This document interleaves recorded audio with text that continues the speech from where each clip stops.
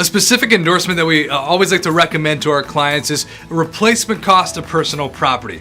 Oh, why is that important? Well, on a homeowner's policy, personal property is covered on what's called actual cash value coverage, which basically means for you is garage sale pricing. Okay, so if something were to happen to your couch and maybe your couch burned up, if your policy wasn't endorsed, it wasn't added on to have personal property replacement cost, then they would give you, if you had a 10-year-old couch, they'd give you however much it would cost to go buy a 10-year-old couch. Now, for you, that'd be kind of a pain, right? Because you'd have to go garage sale shopping and try to find a couch that's 10 years old that would be in your budget they just paid you.